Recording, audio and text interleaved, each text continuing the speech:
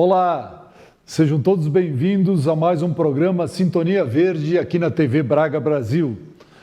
Hoje, mais uma vez, temos a grande alegria de receber o professor Luiz Miguel Luzio dos Santos, professor da UEL, que já esteve conosco no programa anterior e foi tão bom e muitos pedidos para que ele pudesse retornar, e aqui está, e eu agradeço desde já a sua presença, professor, para que a gente possa hoje dar continuidade a este debate sobre a modernidade, sobre o processo civilizacional, a nossa relação, nós seres humanos, com a natureza, como que a ciência tem caminhado por aí, como que os novos diálogos civilizacionais se encontram nesse processo. E para iniciar o programa de hoje, eu já indicaria então o livro de Leonardo Boff, Saber Cuidar, Ética do Humano, Compaixão pela Terra, da editora Vozes. E para tanto vou fazer uma leitura aqui da introdução desse livro, que diz muito com o que nós estamos debatendo hoje, e para a gente poder buscar uma inspiração, todos nós que somos cientistas, estudiosos, educadores, buscamos sempre a orientação nos nossos mestres, né? Aqueles que nos precederam e estão aí dialogando conosco. Quem sabe nessa nossa fala também sirva que no futuro algumas pessoas poderão ver que nós tínhamos essa preocupação e estamos querendo construir juntos, né, com muitos outros, muitas mãos, muitas cabeças pensantes, para que a gente possa encontrar realmente um rumo. Vamos ver o que o mestre Leonardo Boff nos diz. O que se propõe, o que se opõe ao descuido e ao descaso é o cuidado.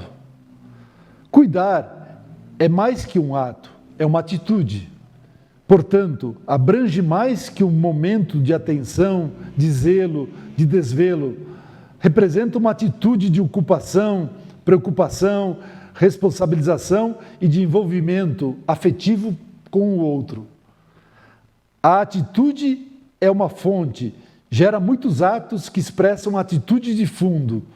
Quando dizemos, por exemplo, nós cuidamos de nossa casa, subentendemos múltiplos atos, como preocupamos-nos com as pessoas que nela habitam, dando-lhes atenção, garantindo-lhes as provisões e interessando-se com o seu bem-estar. Cuidamos da áurea boa que deve inundar cada cômodo, o quarto, a sala, a cozinha. Zelamos pelas relações de amizade com os vizinhos e de calor para com os hóspedes. Desvelamo-nos para que a casa seja um lugar de bem-querença, deixando saudades quando partimos e despertando alegria quando voltamos. Alimentamos uma atitude geral de diligência pelo estado físico da casa, pelo terreno, pelo jardim. Ocupamo-nos do gato, do cachorro, dos peixes, dos pássaros que povoam nossas árvores. Tudo isso pertence à atitude de cuidado material, pessoal, social, ecológico e espiritual da casa. Então essa é apenas uma pequena leitura, uma mensagem do grande mestre Leonardo Boff, um dos nossos mestres que temos uma leitura afinca, atenta e que tem muito para nos contribuir. Eu vejo isso, né, professor, hoje. Devemos aprender a cuidar da nossa casa. A casa que vivemos, no território, vamos assim dizer, determinado, da cidade, na região, mas temos também uma casa maior, né, que é a casa comum, que é o planeta Terra, a nossa única morada, como diria o Carl Sagan, e durante ainda muitas décadas, quiçá muitos séculos, porque ao compreendermos a dimensão do universo e como nos formamos aqui, o planeta, há mais ou menos 4,7 bilhões de anos, e como foi dificultosa toda essa formação, e ao mesmo tempo para gerar as condições para surgir a vida micro e depois a vida macro e inteligente e complexa, e imaginativa e criativa, que somos nós, seres humanos. Quanto tempo, né? Quanto tempo para arrumar essa casa? E hoje, estamos cuidando dessa casa, professor? Como é que você veria essa questão? Então, acho que um dos nossos grandes dilemas é que perdemos essa noção de casa comum, né? Ou melhor, perdemos a noção de tudo que é comum. Tudo aquilo que não me pertence individualmente parece que é descartado, parece que é negligenciado. Até a própria esfera pública, né? Quando a gente vê, ela tem sido costumeiramente desgastada ou demonizada, né? Então, quando a gente ouve falar mal do Estado, falar mal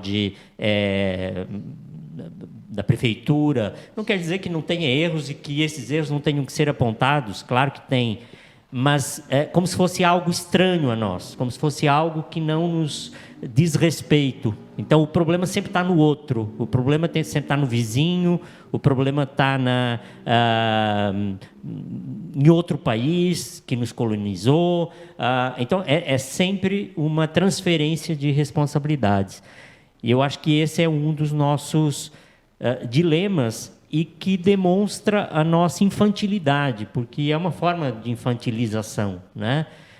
Quem tende a jogar sempre o problema para outra pessoa são crianças, é normal fazerem isso, né? Agora, adultos, a princípio, deveriam assumir a responsabilidade sobre cada ação. E a gente vê que tudo que é comum tende a ser desprezado e se privilegia tudo que é individual, né? Tudo que é particularizado.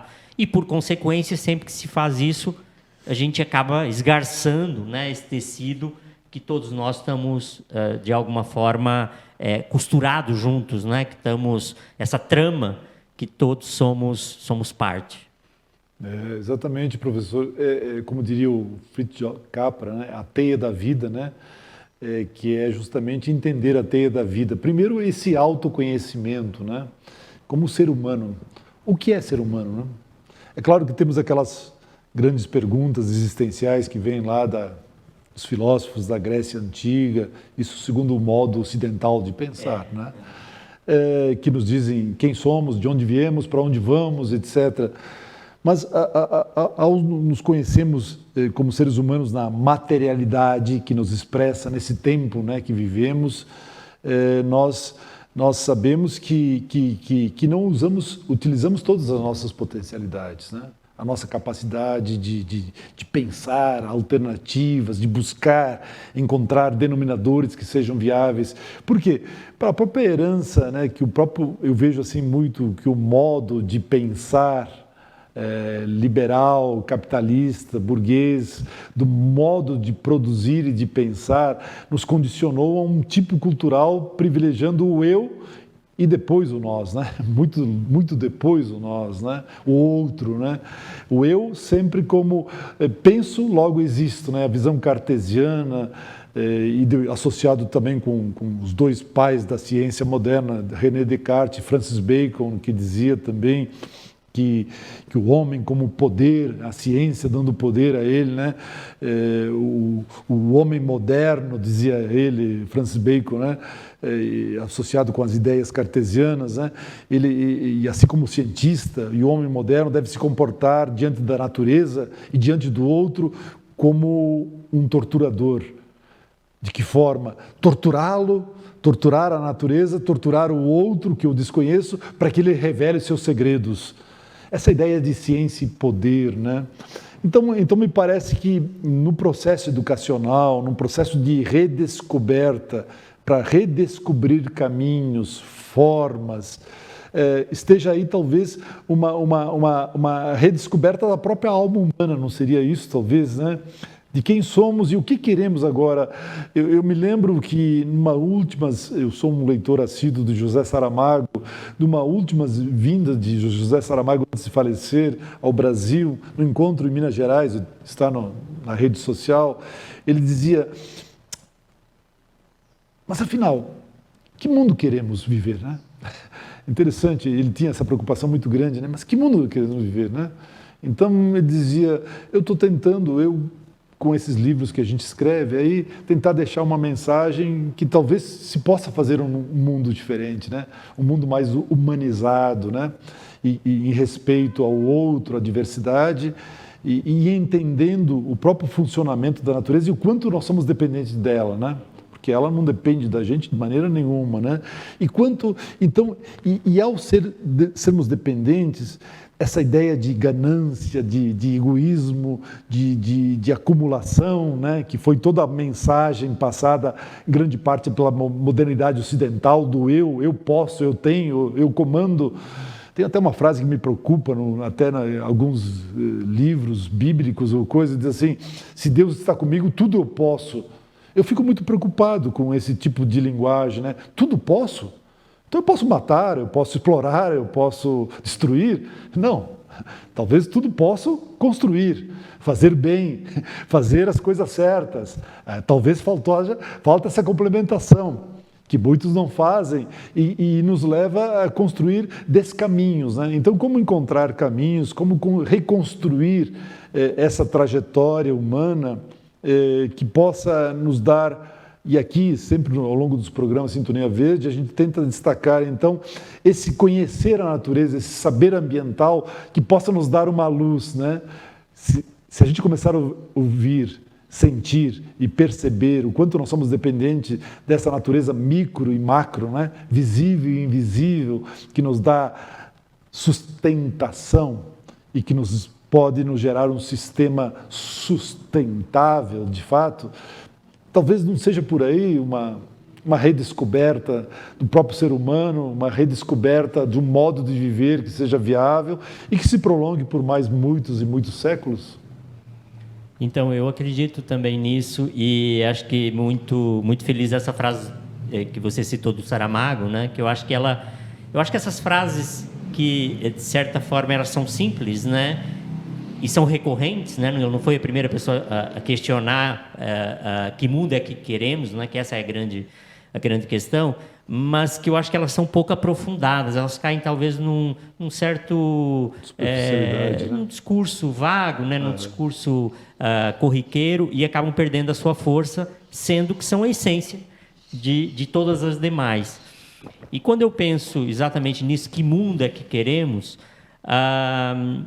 eu vejo assim que esse mundo que queremos ou que desejamos, ele encontra diferentes respostas. Talvez esse seja um dilema a ser enfrentado. E quando eu falo diferentes respostas realmente profundas, porque quando a gente vê discursos genéricos, todo mundo fala que quer um mundo melhor. Mas o que é esse mundo melhor? E aí, novamente, aquilo que eu comentei no nosso outro encontro. O quanto eu estou disposto a abrir mão dos meus confortos, das minhas benesses, né? Daquilo que me dá, de alguma forma, alguma vantagem em proveito desse mundo que desejamos construir. Porque se não houver essa capacidade, essa intenção real de abrir mão, qualquer projeto ele já nasce natimorto, né? Ele já nasce morto, né? Ele não consegue prosperar. Então, acho que esse é um ponto essencial. E o outro ponto, resgatando também outra fala que eu tive no outro encontro, é saber existir com, né? O coexistir. E esse coexistir, a gente vê que existem como se fossem anéis. Um primeiro anel, eu saber existir com a minha família, já é complicado, mas é mais fácil. Se eu abrir esse anel, né, esse círculo, para as minhas redondezas, para o meu bairro, ele fica ainda mais complicado. Quando eu abro esse anel para, de repente, a cidade inteira, ele fica, às vezes, quase impossível. E a gente é convidado não é a abrir o anel, ou esse espaço, para a cidade inteira, mas para a humanidade inteira. E mais ainda, não só para a humanidade inteira, mas para todas as formas de vida que coabitam o planeta. E aí a gente vê que é realmente um desafio hercúleo. Mas é talvez a utopia que nos deve mover, né? A utopia não como um lugar inalcançável, mas como um horizonte a ser perseguido, né? Uma luz que fica a nos guiar nas noites escuras, né? Então eu acho que esse é o nosso grande compromisso. Se vamos atingir ou não, vale pela caminhada, né? Vale pela busca e pelo direcionamento apropriado. Eu acho que esse talvez seja já um grande avanço se a gente conseguir caminhar na direção correta. Muito bem, vamos ao nosso intervalo e retornamos em breve.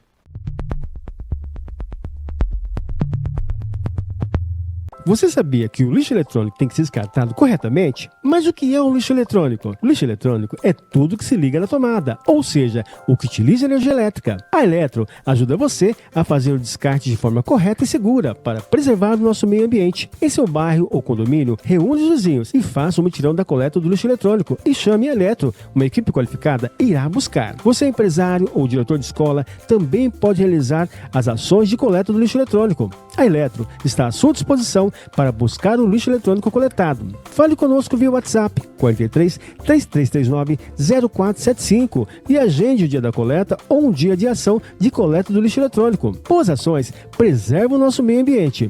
Se preferir, pode levar o lixo eletrônico até a nossa sede. Eletro, Rua Emilino Leão, 385, Vila Rica. Ligue 3339-0475 ou chame via WhatsApp 43 3339 0475. Eletro, ajudando você a preservar o nosso meio ambiente. Oh, que fome. Mãe, o que tem pra comer? Oi, filho, você quer que eu faça uma comidinha? Não quero não, eu quero um lanche. Um lanche? Onde a gente vai pedir? Eu acho que na lanchonete Samurai, pode ser. Boa ideia. Vou pedir. Alguns momentos depois. Mãe, Oi, chegou o lanche? chegou, filho. Tá aqui, já coloquei no prato pra você, ó. Você viu que rapidez?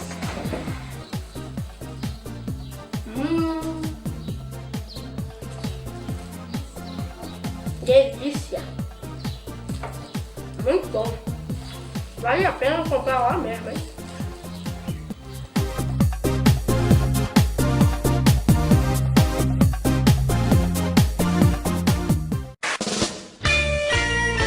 Bateu aquela fome? Bora comer a melhor pizza de Londrina. Ligue 3324-5505. Pizzaria Parma Pizza. Pizzas de provocar água na boca é só na Pizzaria Parma Pizza. Peça sua pizza pelo WhatsApp 3324-5505. Acesse o nosso site pizzariaparmapizza.com.br. Pizzaria Parma Pizza, Rua José Estela, 399, Conjunto Maria Cecília, Zona Norte, Londrina.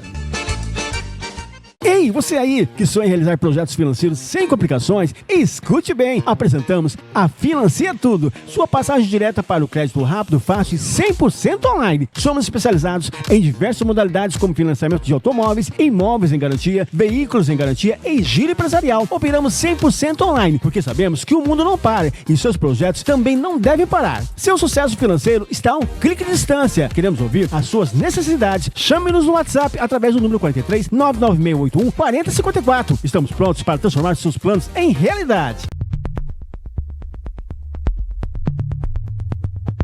Muito bem, estamos de volta. Para iniciar esse bloco, vamos ao poema de hoje, chamado Poesia que nos envolve. Poesia que nos envolve. A poesia quando o sol não brilha, a poesia quando o alvorecer não chega, a poesia quando não há alegria, a poesia quando não há brilho nos olhos, a poesia quando a alma se cala. Penso que não. A poesia é algo profundo, que é gerado no brilho, na luz, na alegria, nos sonhos, na alma ardente, do imaterial que nos caracteriza, do invisível que existe, do insolúvel não verificado, daquilo que cerca a imaginação, do contentamento do corpo, dos prazeres que nos envolve, nas manhãs que se escondem. Hoje a expressão é triste, o canto é abafado, as cores desaparecem, as luzes se apagam, os sonhos falecem, mas sempre na espreita de um novo amanhã, tudo renasce. Ele virá para que a poesia possa reviver, imperar e reger nosso andar. Muito bem, ouvimos então essa poesia, a poesia que nos envolve, esse pensamento, sempre imaginando que é possível imaginar, sonhar com um novo amanhã. E o professor falava agora há pouco, nosso convidado de hoje, de sonhos, de utopias, que é um termo que muito me agrada, porque eu acredito que utopias, elas são verdades prematuras. São coisas que vão acontecer dependendo do nosso empenho, da nossa vontade, determinação de lutar, de caminhar, de marchar nesse processo, né? Então a gente acredita que ela seja esse trabalho, né? Mesmo que ela se distancie a cada passo, mas ela sempre é um horizonte, é uma luz. Nessas frestas que o sistema, mesmo sendo duro, escuro, brutal, ele permite alguma luminosidade. E se a gente, com esse espírito crítico e com essa sensibilidade humana, é por isso que a alma poética nos encanta também, de pensar e fazer uma ciência com emoção, como dizia anteriormente, talvez seja uma das pistas que a gente busca para tatear e rever a marcha até aqui, e como marchar agora, sob que luz, com que lamparina, né? Como os filósofos gregos buscavam um homem verdadeiro ou a sabedoria, por onde ela caminha, né? Como é que nós nos apegamos a esse espírito? Dentro dessa visão de uma construção de uma utopia possível, uma utopia desejada, seria a sustentabilidade a marca desse novo jeito de habitar a Terra? É uma colocação para começar esse bloco. Sani, eu acho que é imprescindível, né? Sem dúvida, sustentabilidade como sinônimo de preservação, ela é chave para qualquer projeto de sociabilidade futuro, né? O que se quer que seja futuro. E aí é importante a gente pensar a sustentabilidade de forma mais ampliada, né? Muitas vezes ainda a sustentabilidade é ligada ao meio ambiente, sendo que é imprescindível, né? Todos nós fazemos parte desse meio ambiente. Mas sustentabilidade também ela tem que envolver necessariamente a economia, né? Precisamos de objetos, de bens, de serviços, de tudo aquilo que nos sustenta em termos materiais. Agora, a grande questão é que tipo de economia, né? Esse é um dos grandes desafios quando a gente fala de uma sustentabilidade econômica. Além disso, a gente precisa de uma sustentabilidade que envolva a questão social, né? Eu gosto muito da expressão do Inácio Sachs, quando ele vem com a eficiência social e contrapõe a eficiência social à eficiência econômica. Eficiência econômica é eu fazer mais com menos recursos. Sim. A eficiência social é eu utilizar, no bom sentido, as pessoas na sua integralidade. Então, a sustentabilidade social impõe essa eficiência social, que seria eu não deixar ninguém fora do sistema, eu não deixar ninguém fora de poder ter recursos para se manter. Então, entre essa preocupação que vai além da simples maximização de lucros, por exemplo, que a gente tem como base da economia. Mas sustentabilidade ela vai além. Sustentabilidade cultural, né? Quando a gente fala dos povos originários, quando a gente preserva culturas que só nos enriquecem porque nos complementam com elementos que, a princípio, muitas vezes são desconhecidos ou são subapreciados. Então, é nessa diversidade cultural que a gente se engrandece, que a gente se enriquece. A sustentabilidade envolve a questão política, no sentido de colocar a democracia pensando a democracia como confronto de ideias, e confronto de ideias que se fazem de forma pacífica, né, de forma organizada, de forma a se buscar um consenso possível, né, como o Habermas fala, né, não é um consenso forçado, mas um consenso que é possível diante das diversidades. A sustentabilidade espacial, a gente vê que talvez esse seja um dos grandes problemas da humanidade hoje em dia, considerando que tem regiões de uma riqueza fabulosa e de uma qualidade de vida idílica, né, de sonho, e, por outro lado, algumas populações vivendo em condições totalmente desumanas, totalmente apartadas de qualquer dignidade, por mais básica que ela seja. E aí eu gosto ainda de acrescentar uma outra sustentabilidade, que é a sustentabilidade pessoal, né? A sustentabilidade que é a visão de cada um, que tem que ser repensada, né? Ou seja, a gente só consegue trabalhar essas outras dimensões se houver uma mudança interna também.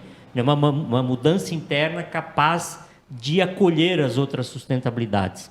E essa mudança interna, ela envolve um elemento, acho que chave, que é a desinflação do ego, né?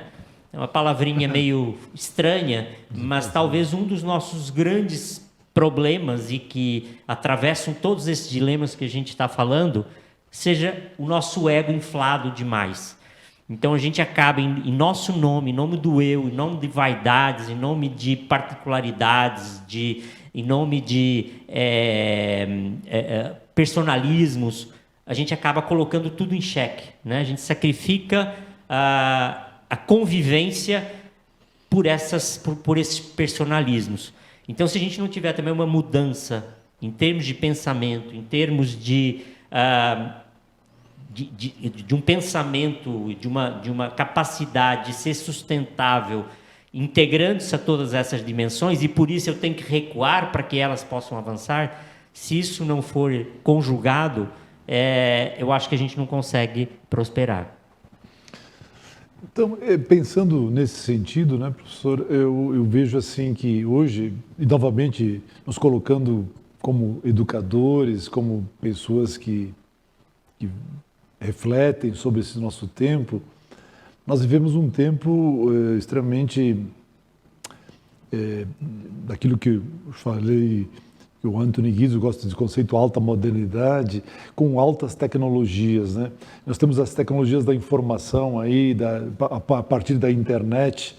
Primeiro veio o rádio, a televisão, depois veio a internet e depois vieram as redes sociais. São coisas um pouco diferentes, mas elas só se viabilizaram pela internet. E eu diria para nós educadores, quando que a rede social, sobretudo, né, com esses aplicativos que estão na mão de todos, com aquele aparelhinho pequenino que todos carregam, eu sempre digo, não é você que carrega, é ele que te carrega, né? Ele que te conduz a uma lógica, uma determinação. E eu vejo que eles também divulgam as lógicas do próprio sistema, né? As ideologias do sistema, e são produtos de merchandising, mercadológicos, né? Estimulam o consumo.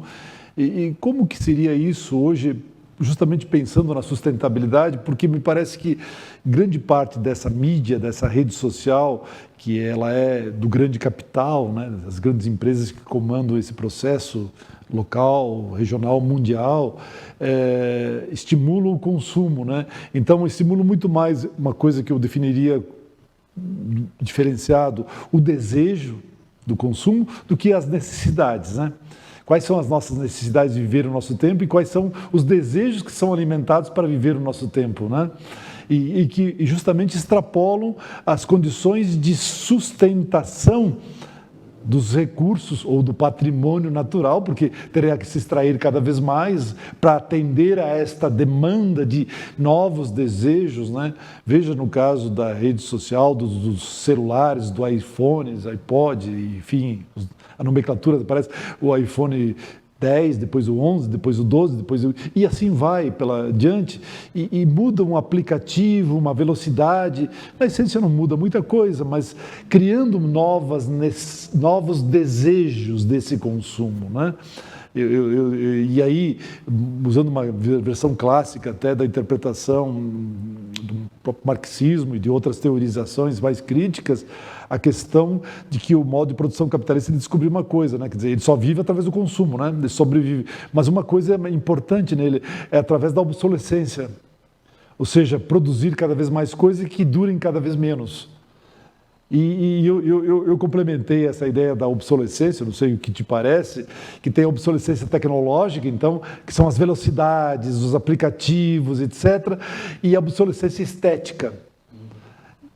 E vale para o que eram os televisores antigos com tubo, o que eram os primeiros celulares, os tijolões, né? Então, cada vez mais finos, com cores diferentes, as TVs LEDs, cada vez mais LEDs, a nanotecnologia. Então, é a obsolescência tecnológica e estética que forma tudo isso, e a durabilidade muito pequena, né? Então estimulando com que se consuma. Como é que você vê essa questão? Porque para a gente ingressar numa era sustentável, num tempo de sustentabilidade, não seria necessário superar esse momento? Como é que seria isso? Sem dúvida, Bassani. Só que o problema novamente é o ser humano, né? Não é a questão dessa inversão do diagnóstico dessa necessidade e dessa inversão poder ser feita.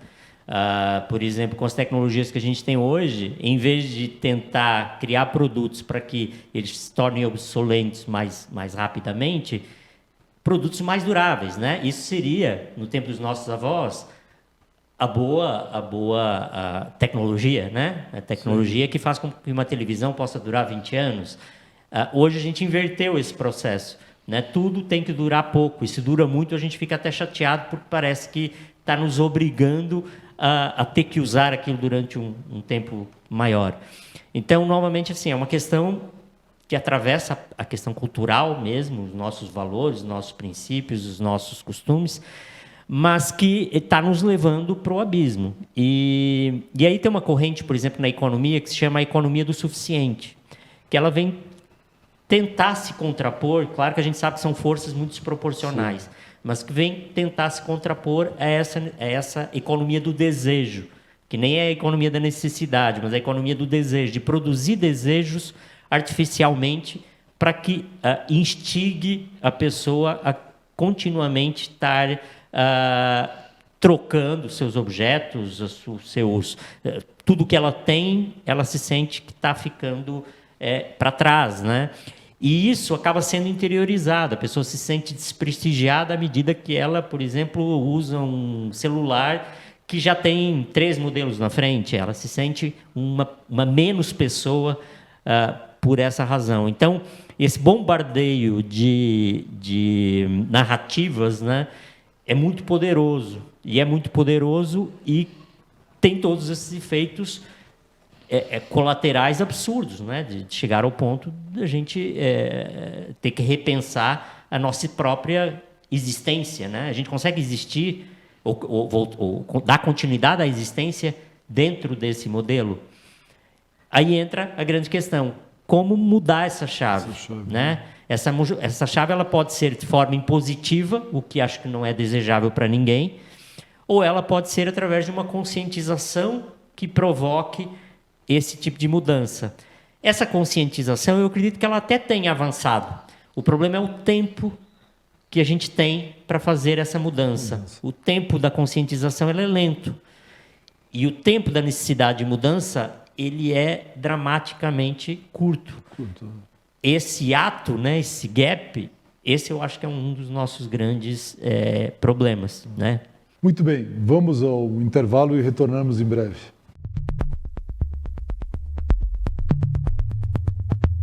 Você sabia que o lixo eletrônico tem que ser descartado corretamente? Mas o que é um lixo eletrônico? O lixo eletrônico é tudo que se liga na tomada, ou seja, o que utiliza energia elétrica. A Eletro ajuda você a fazer o descarte de forma correta e segura para preservar o nosso meio ambiente. Em seu bairro ou condomínio, reúne os vizinhos e faça um mutirão da coleta do lixo eletrônico e chame a Eletro. Uma equipe qualificada irá buscar. Você, empresário ou diretor de escola, também pode realizar as ações de coleta do lixo eletrônico. A Eletro está à sua disposição para buscar o lixo eletrônico coletado. Fale conosco via WhatsApp 43 3339 0475 e agende o dia da coleta ou um dia de ação de coleta do lixo eletrônico. Boas ações preservam o nosso meio ambiente.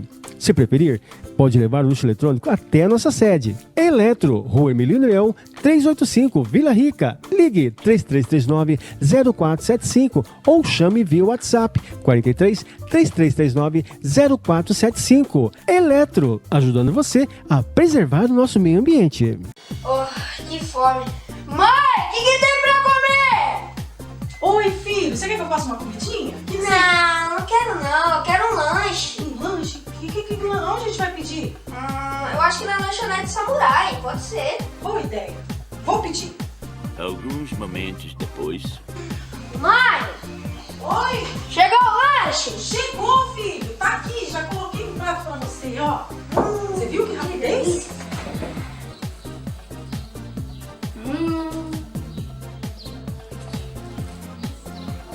Delícia. Muito bom. Vale a pena comprar lá mesmo, hein?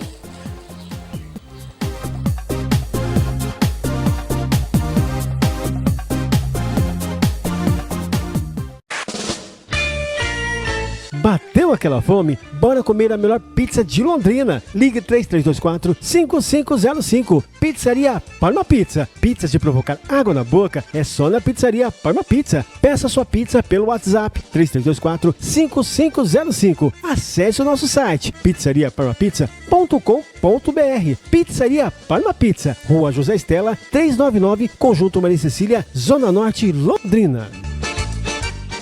Ei, você aí que sonha em realizar projetos financeiros sem complicações, escute bem! Apresentamos a Financia Tudo, sua passagem direta para o crédito rápido, fácil e 100% online. Somos especializados em diversas modalidades como financiamento de automóveis, imóveis em garantia, veículos em garantia e giro empresarial. Operamos 100% online, porque sabemos que o mundo não para e seus projetos também não devem parar. Seu sucesso financeiro está a um clique de distância. Queremos ouvir as suas necessidades. Chame-nos no WhatsApp através do número 43 99681 4054. Estamos prontos para transformar seus planos em realidade. Muito bem, estamos de volta. Aproveitando nesse último bloco para tratar de uma questão que também trabalhamos ao longo dos programas Sintonia Verde, que nos preocupa hoje de maneira fundamental, sobre o aquecimento global, as mudanças climáticas, e associando a questão da fome mundial, das guerras que estão aí em cena. Não é por falta de problemas que nós não temos condições hoje de dialogar e de forma assim com dor no peito, né? Quanto isso nos aflige, né? Nós avançamos tanto na inteligência, na ciência, na tecnologia e poderíamos construir um mundo melhor, né? Mas nós estamos hoje dentro das mudanças climáticas, é o que nos aponta o IPCC, que é o painel intergovernamental de mudanças climáticas, criado no final do século passado, e também as COPs, né, conferências do clima, que aconteceram em 28, a última foi no Egito, e há uma previsão que a COP30 será em Belém do Pará, aqui no Brasil, né? E novamente o Brasil entra na agenda mundial, na preocupação de preservação, né, não só da floresta amazônica, que aliás vem sofrendo muito com uma seca, uma estiagem profunda, jamais constatada até hoje, e que tudo isso que está acontecendo, na verdade, é o resultado da ação humana, né? O IPCC, né, dos cientistas aí reunidos, que estudam todos os continentes, todos os mares e tal, as informações no último sexto relatório, apontam, assim, me parece que de forma até discreta, em conta-gotas, né? Porque a situação está dramática.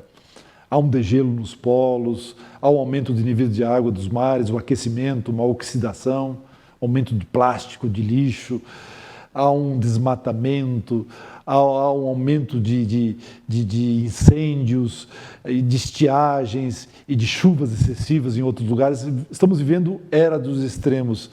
Então, professor Miguel, como a gente situa isto, analisando de forma crítica, né, ultrapassando essa leitura muitas vezes superficial, né, e rasa de rede social, aproveitando um programa que trabalha com uma profundidade aqui que nós desejamos, como que nós podemos analisar esse momento diante dessa situação?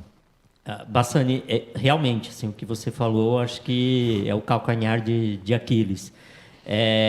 Quando a gente vê, né, recua algumas décadas para trás, havia ainda alguns questionamentos em relação a esse aquecimento global, né? Tinha alguns cientistas, minoria, mas que criavam algum ruído, no sentido de dizerem que a história, né, humana sempre foi permeada por temperaturas mais altas, que depois declinavam, que voltavam a subir. Então, era uma questão cíclica e não exatamente um problema pontual do nosso tempo.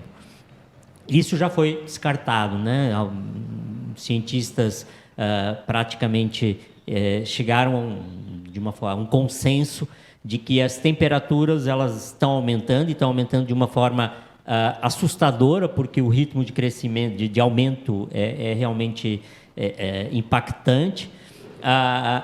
Acho que também para a própria população, né, para o próprio senso comum, que durante muito tempo talvez achasse que fosse alarmismo de ecologistas ou de algo assim. Hoje a gente vê bater recordes de temperatura ano após ano, né? Quer dizer, não é uma coisa esporádica, mas todos os anos a gente vê os recordes sendo batidos. Isso não só no Brasil, mas isso na Europa, isso em lugares que seriam, há alguns anos atrás, impensáveis, a temperatura chegando a 40, perto de 50 graus. Então, diante acho que desses marcos incontestáveis, fica a questão, como reverter isso? E esses vários encontros, essas várias conferências que estão se fazendo desde a década de 70, eu acho que o que mais angustia é ver o pouco efeito prático que elas têm resultado. Às vezes até surgem ideias interessantes, mas na hora de efetivá-las, poucos estão dispostos a ceder, né, a fazer alguma concessão em nome da efetividade, né, dessas políticas. E é isso que você também falou, né? Quando a gente fala em aquecimento global ou questões climáticas, ela não é um fato isolado, né, que por si só já era problemático. Ela acaba impactando numa rede, numa teia de acontecimentos quase interminável. A questão da fome talvez seja a mais diretamente visível, né? As populações, quer dizer, automaticamente com as estiagens e com a redução da produtividade em alguns locais do planeta, acabam sendo suscetíveis a ter diminuição da produção de alimentos.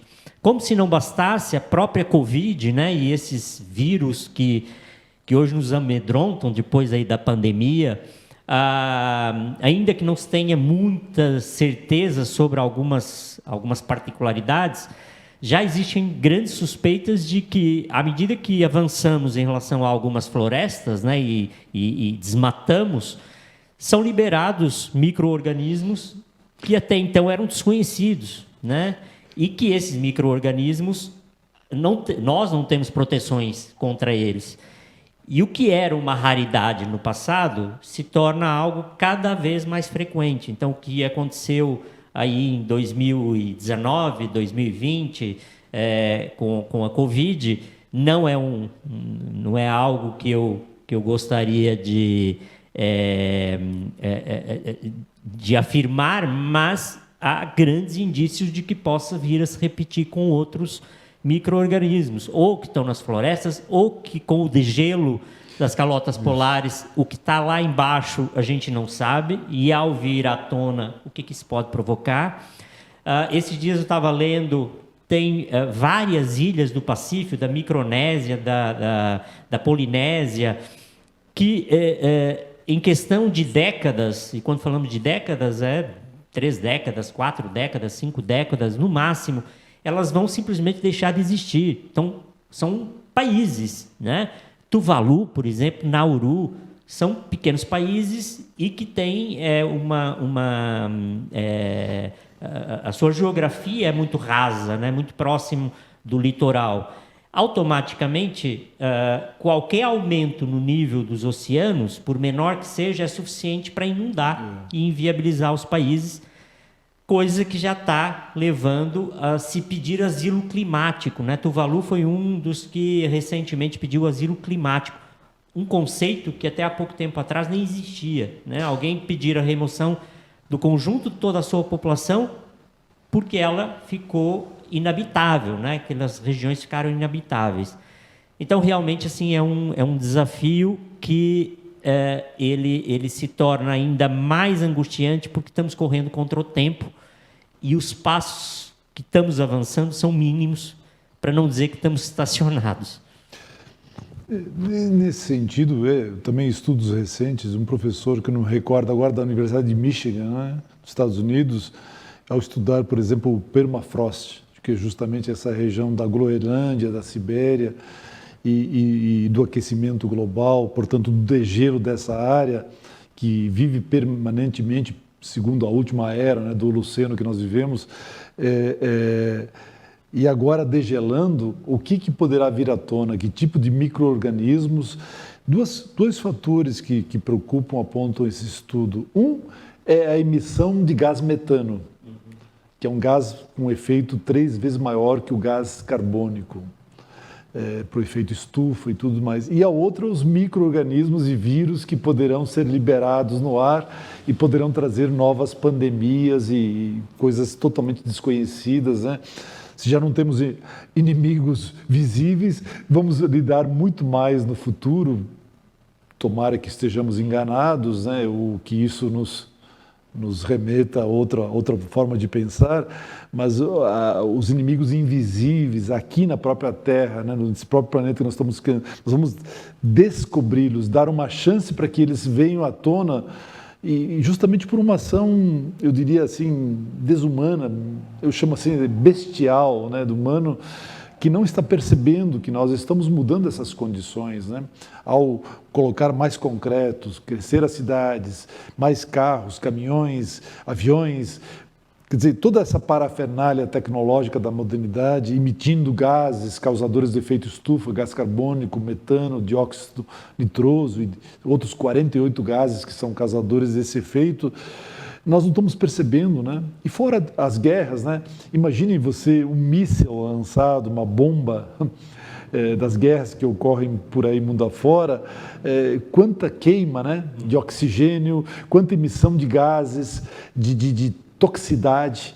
Então nós estamos intoxicando a terra, o ar, as águas, né?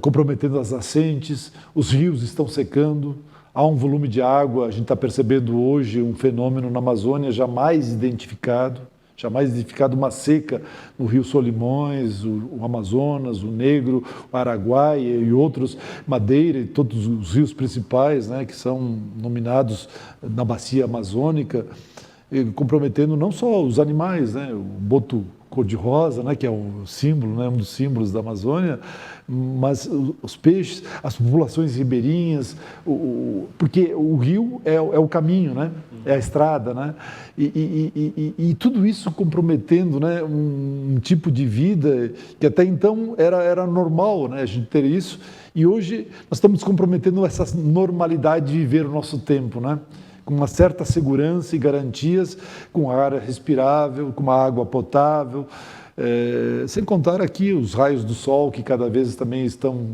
e aí seria um estudo mais profundo para apontar. Enfim, nós estamos vivendo uma época de risco, né? Alto risco, né? E de extremos. É aquilo que também os cientistas chamam, né, pós-Segunda Guerra Mundial, mais ou menos que se começou a se definir a chamada era do antropoceno, né, onde a pisada humana foi brutal, né, brutal. Continuamos aí com o combustível fóssil, continuamos com a indústria bélica. Aliás, se a gente juntar os gastos com a indústria bélica, pesquisa, indústria, fabricação de armas, e com a indústria petrolífera, ou seja, a extração do combustível fóssil, né? Petróleo, gás, querosene, enfim, tudo isso, gasolina. O que é se investido nisso são cerca de 4 trilhões de dólares por ano, a soma dos dois. E a gente diz, por que não fazer logo essa mudança de paradigma energético, né, para energias renováveis, né? O ar, o vento, o sol, o hidrogênio, tantos outros. Eu nem falo do biocombustível, porque o biocombustível significa produzir, onde se pode produzir alimentos para produzir. Então eu tenho uma restrição um pouco em relação a isto, mas existem todas as outras energias que estão aí surgindo, que já existem, outras que estão surgindo, né? E que dizer quanto em relação à indústria bélica, né? Qual é o sentido dela, né? Qual é o sentido dela de existir, né? Eu tenho que me armar para defender a paz. Parece uma contradição, né, sobre disso, né?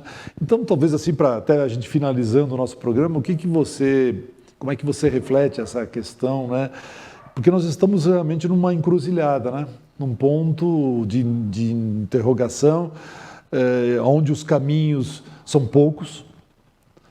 O caminho que está hegemônico, maior, visível, é um caminho perigoso, né? É o que os cientistas dizem, é o que nós que estudamos estamos percebendo e é que grande parte da população está percebendo, né? Está sentindo na pele essa mudança, esses efeitos. E, ao mesmo tempo, a gente percebe que há outros caminhos, mas eles estão, assim, se fechando, né? Como diz o Guterres, né? O secretário-geral da ONU dizia na última fala na COP28 no Egito, dizia assim, a oportunidade está se fechando, né? O tempo oportuno, mais ou menos quis dizer, está se fechando, né? Então, nós temos ainda a oportunidade, mas está se fechando. Como que você reflete sobre isso? Sem dúvida. Até eu acho que, assim, acrescentando ao que você muito bem falou, preocupante também se ver essas, por exemplo, no caso do Brasil, somos os países que temos talvez o segundo ou terceiro país com maior extensão de terras cultiváveis do mundo, e mesmo assim nunca é suficiente, né? É impressionante essa ganância humana que avança sobre as florestas, sobre novas regiões, a qualquer preço, a qualquer custo, a qualquer dissabor, mesmo sendo um país privilegiado em termos de terras cultiváveis, né? Então, para a gente ver, essa insaciabilidade humana é uma coisa patológica mesmo e a ser estudada, né? Mas, realmente, assim, estamos numa encruzilhada, estamos num dilema que não tem respostas fáceis. A princípio, a gente poderia dizer que a pressão teria que vir de todos nós, mas, diante do que se vê, a pressão ela é muito pequena perto da outra ponta que poderia decidir, mas que não decide a contento. O tempo, volto a falar a questão do tempo, eu acho que é um dos nossos maiores inimigos, porque ele está ficando cada vez mais encurtado, né, mais dificultado. E aí eu acho que, assim, vem sempre à tona algumas, até em termos de ficção científica, né, esses filmes distópicos, eles vêm com essa ideia de que a Terra então vai ficar arrasada, né, a gente está extinguindo a Terra. Primeiro, a Terra ela provavelmente vai agradecer se nós formos extintos, porque ela vai poder ter uma vida muito mais saudável, não? Gaia vai ficar muito mais viva, né? Agora, no primeiro momento, eu tinha a impressão de que se houvesse chegássemos nesse ponto extremo, de que realmente a espécie humana tivesse em risco. Hoje eu acho que não necessariamente a espécie como um todo, porque eu acho que tem grupos populacionais que eles vão encontrar uma bolha para se refugiar. Então tem até um filme aí de blockbuster, né?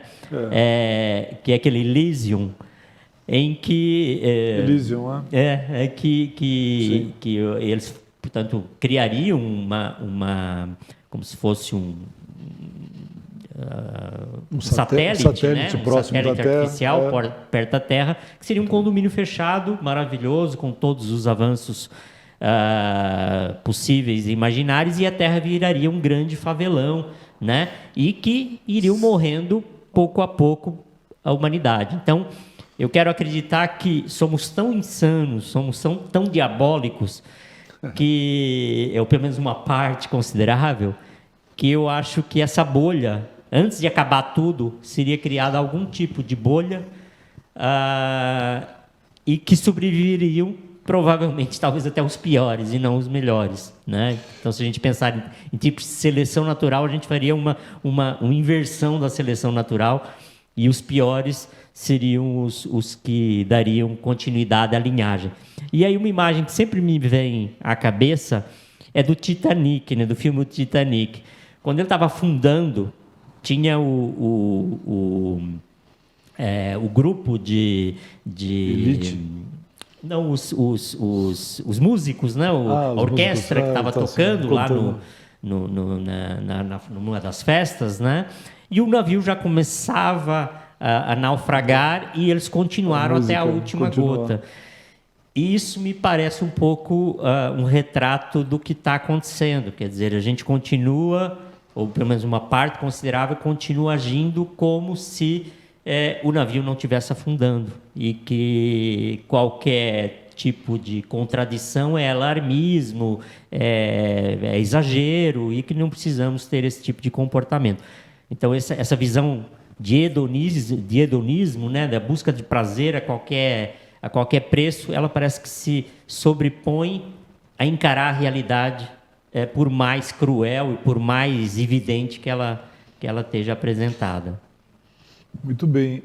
Inclusive, até caminhando já para o final do nosso programa, e infelizmente temos um tempo, porque essa discussão merece sempre mais aprofundamentos, mais leituras, contribuição de autores, né, e de explicações que estão sendo construídas em centros de pesquisa, em universidades, em estudos sérios, né, que estão sempre nos apresentando dados e eu de fato, são dados preocupantes, né, os revelados ultimamente, né, e a gente buscando assim sempre uma gota de esperança, né, esse olhar também, né, porque assim quando a gente fala humanidade, a gente não pode colocar a humanidade como um todo. Eu acho que você muito bem destaca isso eu também tenho noção, né, até num processo que nós, assim como também sou educadores, mas também somos educadores ambientais, né, educadores para um ambiente saudável, né? Eu chamo educação para sustentabilidade. É o que eu tenho trabalhado nos meus últimos textos aí, reflexões. Educar para a sustentabilidade, para um novo tempo, né? Por isso que eu lancei o Trilhas Sustentáveis, né? Tentar encontrar algumas pistas, né, para esse caminho. E eu vejo assim, então, claro que quando se fala humanidade, é preciso distinguir de quem estamos falando, né? De que país, de que classes sociais, de que segmentos. É claro que a gente percebe, né, muito bem retratado em livros de ficção, em filmes e coisas, né? 2012 é um exemplo também de um filme, né, das arcas, né? Quem é que tinha 3 bilhões de dólares para comprar o ingresso para uma arca daquelas para se preservar das placas tectônicas aí causadas pela própria mudança geomorfológica do planeta e assim por diante, né? O que se diz hoje é que o grande inimigo é o próprio ser humano, né? Quer dizer, o ser humano, aquele que acentuou esta forma da ganância. Não todo ser humano, né? Mas um tipo de ser humano que absorveu esta lógica de produzir, consumir, desejos, né? Insaciáveis, sabendo que nós vivemos, a nossa vida é finita, o planeta é finito, o patrimônio natural, o patrimônio da humanidade é finito e nós devemos zelar e cuidar. Então, assim, até pensando numa mensagem final do programa, e pelo menos de minha parte, eu acho que uma medida sua, pelas reflexões, é esse zelo, né? Ainda há uma chance, né? Ainda há uma possibilidade. E nós, como educadores, ou como quem estuda toda essa problemática, tem que ter lá no fundo um fio de esperança, né? Que ainda é possível e a gente acredita realmente em encontrar uma nova possibilidade, quem sabe uma reformulação da ONU, né, que foi criada pós Segunda Guerra Mundial, mas ela precisa ser reformulada. Então, para que se evite as guerras, para que essas ecoconferências, as COPs, o IPCC e todos os estudos sirvam realmente para ser aplicados, porque a gente tem conhecimento e sabe como conter e reverter esse processo.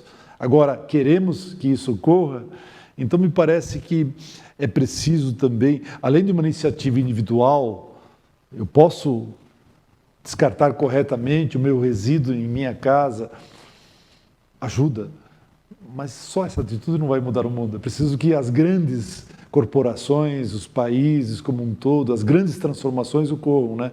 A mudança do paradigma energético, essa questão da indústria bélica, eu sou altamente crítico dela, né?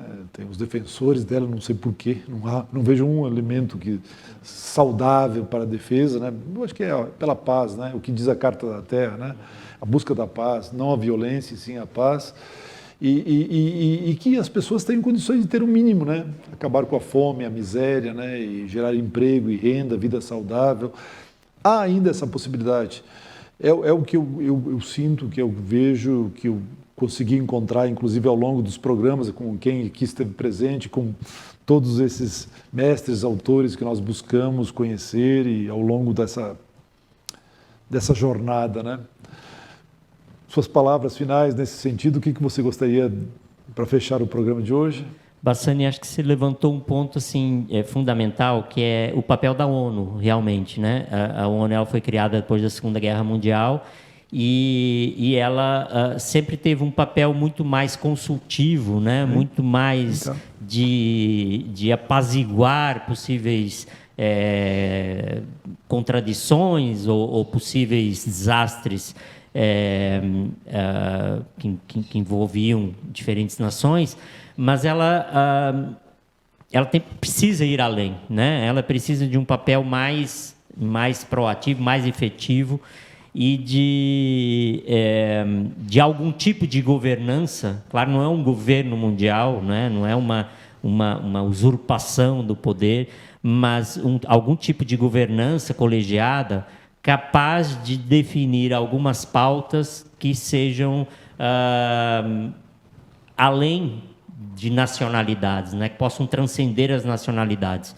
Eu acho que esse talvez seja um dos caminhos para que a gente consiga ir além desse varejo de que cada um faça na sua casa, nas suas comunidades, a sua parte, que é válido, é necessário, é importante, mas a gente precisa de algumas medidas mais estruturais. E essas medidas estruturais, considerando que envolvem questões que são transnacionais, né, que não são de um país ou de outro, mas envolvem o mundo e impactam o mundo, elas têm que ser, de alguma forma, definidas e executadas em termos mundiais. A gente já fez isso, mesmo agora na pandemia, a gente viu que várias construções coletivas foram feitas de uma forma muito exitosa. Então, acho que é hora da gente repensar esses modelos e pensar que a globalização não é uma globalização simplesmente econômica, mas tem que ser uma globalização também para resolver, ou principalmente para resolver os problemas que afligem a humanidade como um todo e que a colocam em xeque, né? Muito bem. Aproveitando a visita, mais uma vez, da nossa companheira aqui, e o que eu tenho, em nome do programa Sintonia Verde, da produção da TV Braga Brasil, né, agradecer muito a sua presença, professor, e esperamos nos encontrar em outros momentos, quem sabe nos escritos, nas falas, nas bancas, nos seminários, congressos, e continuarmos a acreditar que, sim, é possível, né? E nós encontrarmos, então, dar a nossa colaboração, o nosso contributo, né? Essa é a intenção, né? Porque eu digo assim, se nós entendermos um pouquinho mais a alma da flora e da fauna, né? Que muito bem aqui representada também, nós talvez entendamos um pouco mais da nossa alma humana, né? Tá bom? Muito obrigado, professor, pela presença. Eu que agradeço, Bassani, fica à disposição para outros momentos a gente poder dialogar sobre assuntos que são tão importantes e, ao mesmo tempo, tão instigantes, para a gente poder ter esse bate-papo que eu acho que nos acrescenta a todos. Muito bem. Estamos aqui encerrando mais um programa Sintonia Verde, aqui na TV Braga Brasil. Agradecemos a todos vocês, a audiência, a assistir, os comentários que têm nos enviado pelo e-mail, assistindo o nosso programa, e conte com a gente. E nós contamos com você. Muito obrigado. Até o próximo programa.